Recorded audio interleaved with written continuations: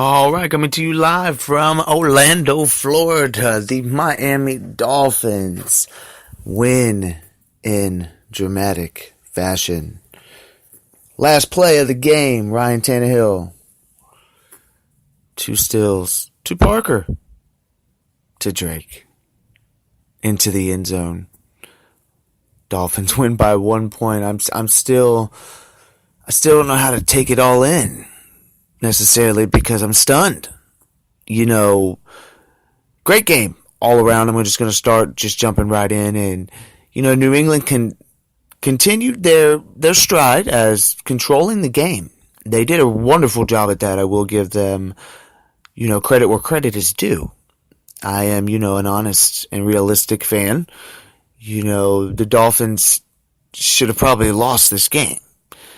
But it all comes down to how you never give up and how you never just think the game is over. And with that missed field goal and before that, the missed extra point by New England gave the Dolphins that little momentum. And I wondered during the whole game, I was like, wow, they're going back and forth. This is a touchdown, parade. But for some reason, when New England missed that field goal, the extra point on that first drive, and the Dolphins came down and scored the touchdown, and they made the extra point, and then they looked right at I'm actually watching the Dallas and Eagle game. What a great game this is going to be. The Cowboys are 7-5, Eagles are 6-6, and this is a big division game. They're hyped in Cowboys, and they're only up by 3 at halftime, and looks like Wentz just dropped the ball. Sorry, that's what happens on live TV sometimes. You got so much stuff going on in the background. But back to the game. Like I said, New England controlled a lot of the time of possession. They did what they needed to do to win. But in the end, their defense failed. And I got upset because I watched the game from beginning to end. How they put Brock out there on defense. He is not a defensive player. He is an offensive player. What is he doing on defense? But then it kind of like, after the whole play with, the lateral and then Drake run into the end zone and then, Brock kind of stumbled. I loved it. I loved it. I can't describe the emotions that were going through me. Not even just at that particular play, but throughout the whole game. I am a very passionate fan, not only for my Miami Dolphins, but my Orlando Magic, which are playing pretty well this year as well. But, the Dolphins just never gave up. And we need to take that into consideration, not just as football fans, but as human beings. Never give up, even when you think the game is over. I know this is a little bit off track on football, but the one thing I love about football and sports in general, they give us inspiration. They give us a different perspective on life. I know, ladies, that we do, as men, take up a lot of time watching it, but there's a lot that comes out of it that we learn, and not just learn, but just take in, because it is a business, number one, but it's also entertainment, number two. And I'm just really happy to be a Miami Dolphin fan today, and sometimes that's not that's not the case at all. Some Sundays, some games we just don't win. But I'm still a little speechless, I'm sorry, because New England had this game, and this plays a big role. That's why I believe it was such a close game. The Dolphins got spanked in week 4 up in New England, so they definitely were prepared more this game to keep it more of a close game, as I thought it would be. I said Dolphins by 3. They only ended up winning by 1, but hey, a win is a win. Doesn't matter if you win by an inch or a mile, and we know who said that, right? In Fast and Furious.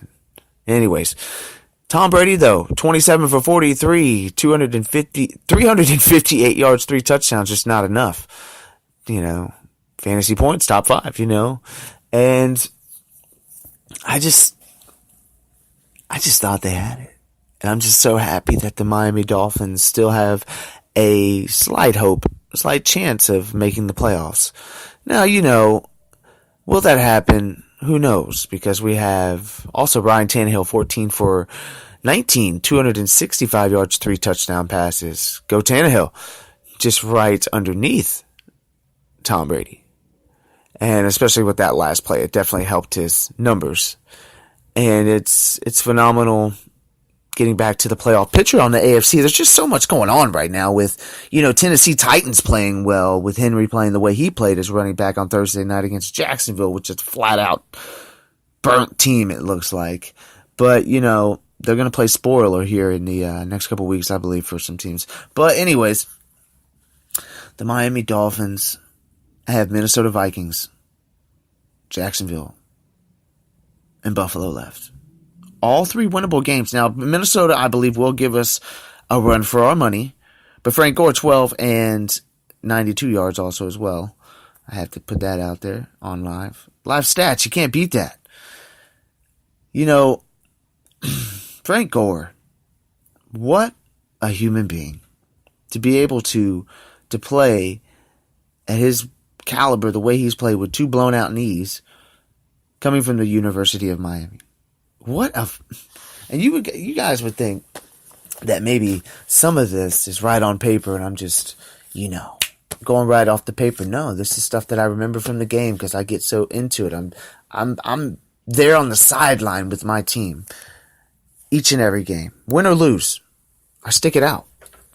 I don't jump teams. I don't jump ship, so to speak. But, with the game of the week still going on with Cowboys looking like they're going to go into halftime up 3 against the Philadelphia Eagles. Just a little update. And Indianapolis Colts, another team going for the wild card and fighting with Miami, considering they beat us the week. All right, 8 and 135 out of 8 receptions, 135 yards, 1 touchdown for Kenny Stills. What a great player. What a great human being, too, off the field. With the runner-up for the Peyton Award. And that's phenomenal stuff. I mean, these guys make a lot of money, but for you to go out there into the community and not be selfish with not only just your money, but your time. Because it's not about money when it comes to lives being saved. It's about effort and energy. And another thing I wanted to just shoot out there was Chicago Bears, another great organization that has been doing phenomenal, not only on the field. Hats off to them doing great this year. They do phenomenal things off the field that are it just blew me away when I I watched the article not the article. See, I'm all mixed up. But I watched the little take on Fox about, how they reach out to the community and they're doing more to just than putting money into organizations. They actually go out and do a lot of great things. And I know a lot of different teams a lot of players on different teams in the NFL do that as well. And that's just a great honor. I know the NFL cares and I know NBA cares as well. These, these organizations that just take from us. But, we have to see the bigger picture, not just on NBA and NFL, but just sports in general. It brings us all together. That's why I love doing these podcasts on sports. I love being able to just express my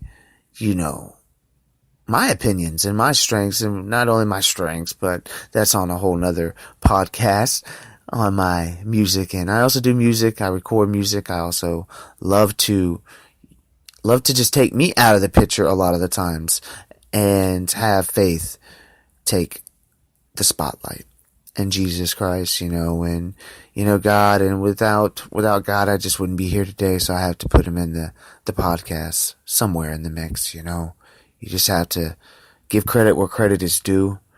And I am so thankful to have the ability to even watch a football game and do a podcast at the same time. And just have the confidence and knowledge of the game, which that I love so much. It's, getting on another topic, I'm going to have another podcast here probably tomorrow night, and it's going to just really lay down a lot of things that are in my beliefs and what I believe we can all do as human beings to just be better people. Not so judgmental, but as well as how we spend our time. And we will do a podcast on it. You can hashtag the MBar Show. You can check me out on Instagram, Twitter, Casper's Time. You can just hashtag the MBar Show and you will find me. And the Pittsburgh Steelers going against Oakland Raiders. Has been not so great in Oakland as of years. But 14-10 going into halftime. And I'm hoping that they can pull it off because we did what we needed to do, Pittsburgh, for you and beat New England so you can have a chance to get a little bit more up there. But their schedule is very weak now, considering that I think they only have the Jets and Buffalo. Buffalo and the Jets. So see how that goes. It is conference games, so it is more competitive. But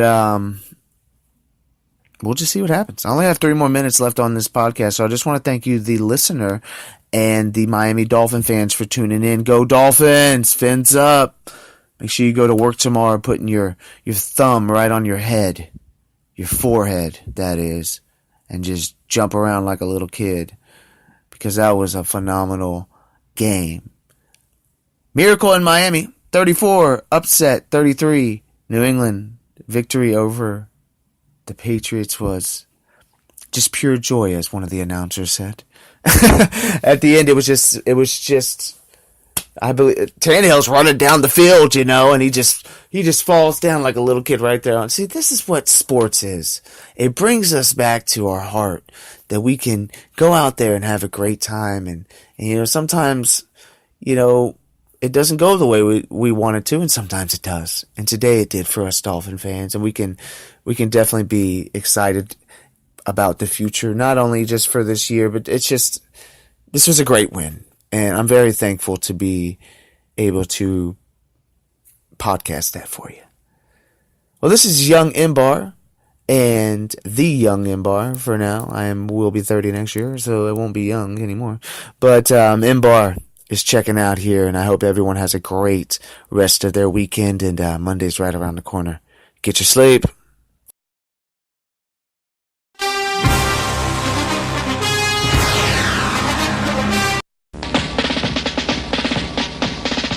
Miami has the Dolphins, the greatest football team. We take the ball from goal to goal like no one's ever seen. We're in the air, we're on the ground, we're always in control.